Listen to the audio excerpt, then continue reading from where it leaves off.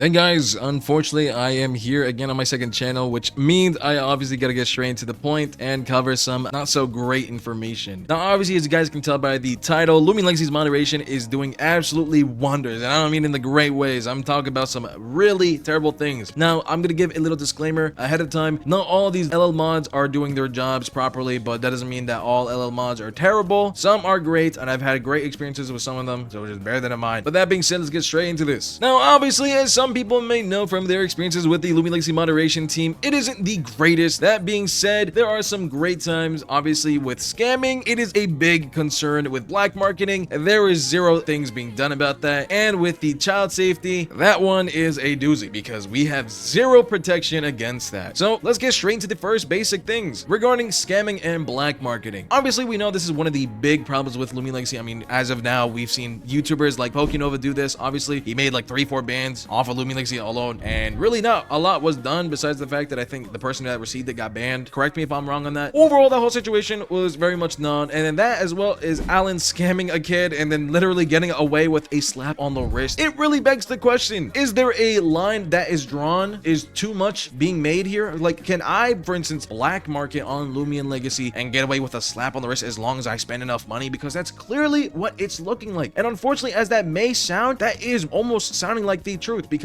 either that or they have very close connections with the moderation on staff. Additionally, for the whole black marketing thing, a recent case that did pop up was regarding a viewer of mine named Flex_Daily who did have the quote-unquote intention of black marketing with another individual, but that other individual was not banned. The main reason was because of the fact that Flex had numerous reports supposedly on his name that week, and because of that, he was given a 1-month ban. Additionally, in the screenshot with Flex and Cersei did just say, "Hello, as stated before, we'll need further evidence on this being for real-life currency rather than tokens. If you fail to provide this, then unfortunately we cannot do anything. I do, however, need to warn you that we will be placing a 1-month ban on your account for attempting to black market, as I have multiple reports now as of this week of you doing so. This is a warning ban, and if continued, could result in you getting a perma ban." Flex did reply, obviously saying, "Yeah, sure, got it, not a problem, but you should understand that I'm not even the one that BM'd. It was SDP who bought hundreds of GR." And Cersei has the audacity to reply with, "We are aware he may be black marketing due to the past reports, but unless we have the solid evidence to prove that we cannot take action, this user loves to brush things off like they're jokes. Not definite proof, so we'd need definite evidence of our own." So we're looking at this from a bird's eye view, and Flex is being banned for the intention of obviously black marketing due to numerous reports, but SDP in this scenario has numerous reports from the past, but obviously, you know,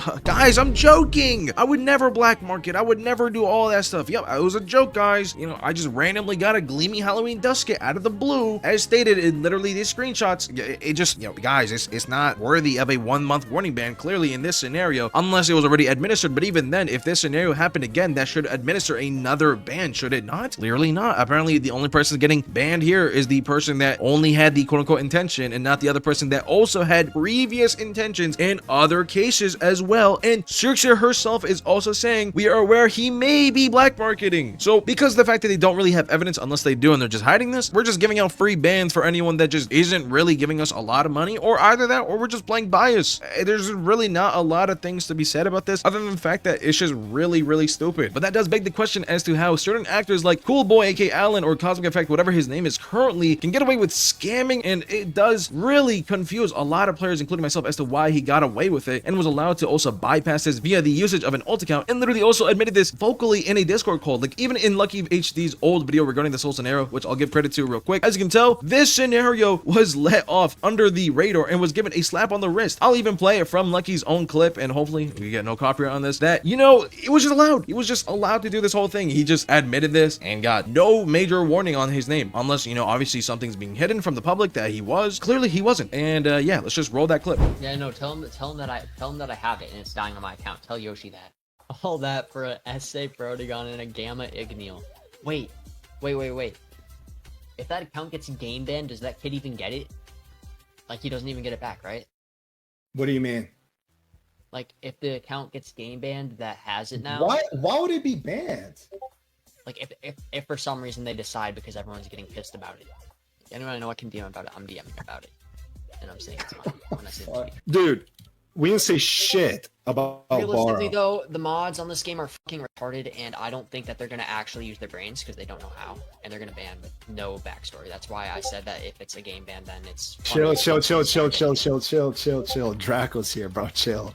I would say there's no reasonable mods. They need to free me, and maybe Dude, there is. I swear. Make No. Loomian again. No. I swear. How much do you want to bet Xerxia does not like me, and she's probably gonna ban me just because she does not like me? That's probably what she's gonna do. And obviously, to make Lucky's life easier here, just quick explanation on this. Basically, he had someone else basically looking for trades and helping him get trades. And yeah, the other person would eventually want to take the blame for him, so that way the account would only receive a game ban on his account and let Alan get away scotch-free. And so yeah, in this case, Audrey was the person that was taking all that blame just for the sake of Alan. So with that being said, let's get straight to that. I asked Ural if he can trade for certain stuff, and then when I get on banned, I can overpay for like specific stuff. So like I found him some people with like GSA exotics, Rainbowist exotics, so he traded. I still negotiated with like some of those people, Draco, but he mainly did the trading. He's the one that mainly did the trading.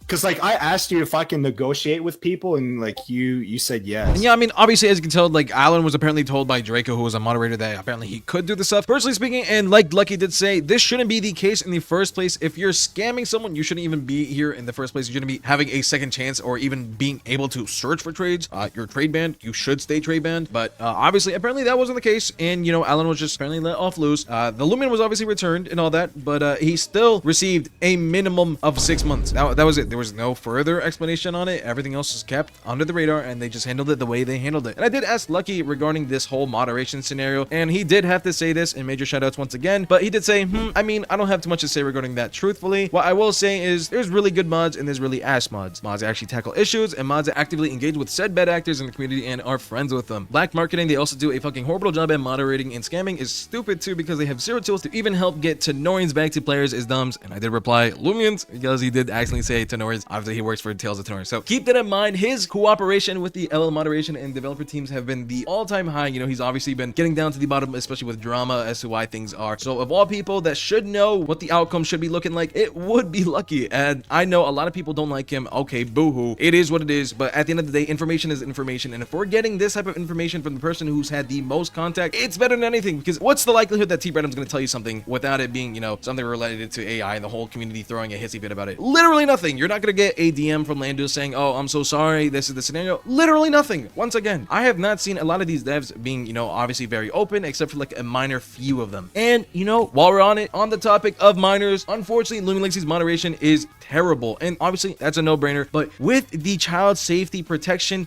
oh, wait, did I say protection? Well, unfortunately, in the Loomian Legacy Discord server and overall the game's community service, there is zero TOS against child safety. In fact, if you head on over to the Discord TOS for Loomian Legacy right now, if we look at the rules, at least 40 to 50% of them are related to not begging for Loomians and moderation. All right. A lot of them also revolve around, you know, do not scam people, do not middleman and all that. Okay, that's fine. But we have zero tools for moderating the actual scams. All right. We can't have scenarios where people get scammed and then suddenly everything goes okay because we don't have tools to backtrack this properly to the point where we can just immediately get players back their Loomians. And it's unfortunate because the moderators don't really do their job. And I'm not saying all of them, obviously in the scenario with the child safety, if you look up, there is zero rules regarding child safety. The closest thing to that would be respect all players' privacy. This goes without saying, but please do not ask another player for sensitive or private information. That is about it. No point there is anything regarding following Discord TOS. At no point there is anything regarding following any sort of, you know, procedure that would prevent you from, you know, getting into some, you know, crazy weird relationship with a minor. None of that sorts. And it really draws the line. Is there a limit to said acts that you can commit into the community? And the answer to that is unfortunately there really isn't, unless it involves a Loomian. And you may be wondering, what the hell? Well, unfortunately, in this scenario where I did talk with Xerxia, and yes, I'm putting this on blast, unfortunately, I did have a case with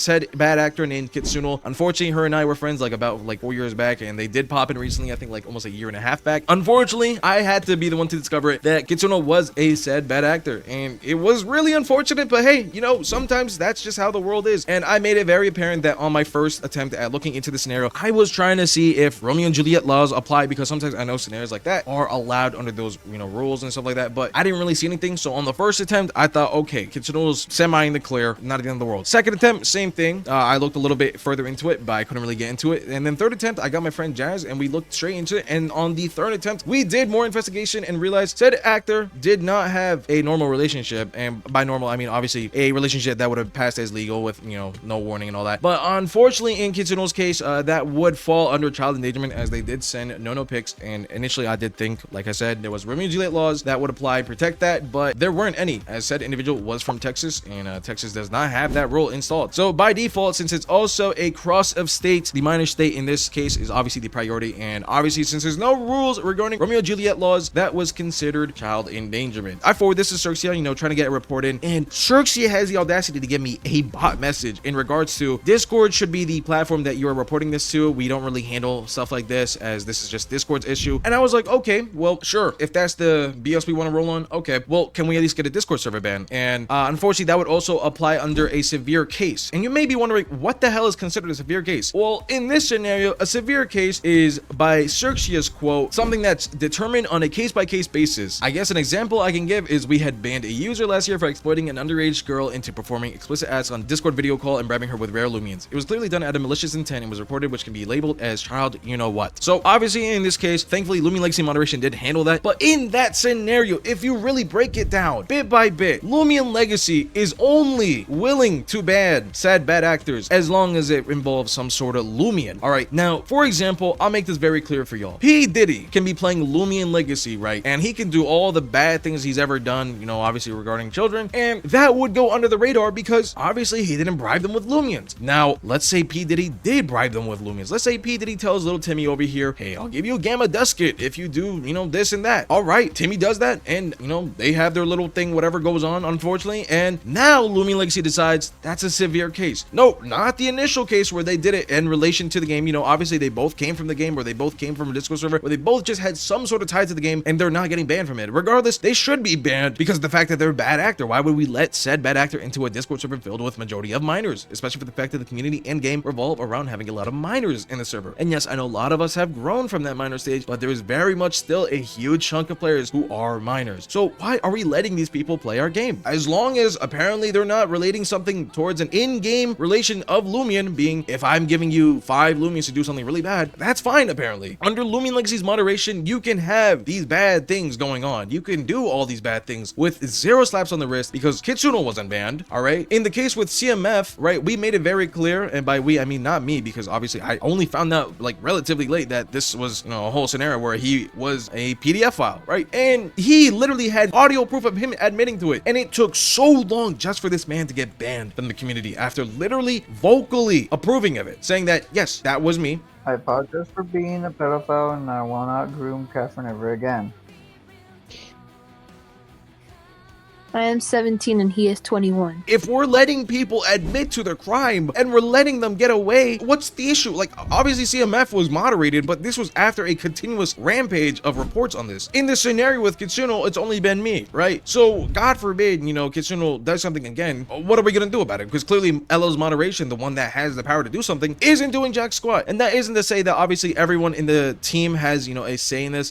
For all I know, this could be only Xerxia's word because Xerxia is the community manager and head moderator. But mainly overall, it is a huge concern, especially if all the moderators are involved in these decisions, especially for the fact that if it revolves around these stuff regarding like child safety, even just scamming and black marketing, like a lot of those stuff, if it's a team effort to really think about and consider, it's a big issue because that could expose a lot of bad, you know, actors in the moderation community. And as much as I wouldn't want that to happen, obviously I've had scenarios with that in other games as well, and it's not a pretty image to paint on the canvas. But overall, let's just hope that's not the scenario, and hopefully LL moderation can fix this shit. I'm gonna keep it a stack with y'all. I didn't mean to keep this really long, but I just wanted to get this out as soon as I can, just because of the fact that the LL moderation won't do shit unless, you know, obviously the community screams at them to fix their shit, and that just goes for the same thing on the game as well. I mean, obviously, as we can tell at the time of this recording, the anniversary score reskins are finally coming out because of the fact that they were just jumped so much verbally to the point where people are getting moderated left and right. Obviously, some people really did deserve it. There are really dumb individuals in the community, but hey, overall, this should not be an issue. Hopefully, after this video, if this does well and gets the message out pretty well, hopefully this will be resolved and future LL moderation won't own PS shit. But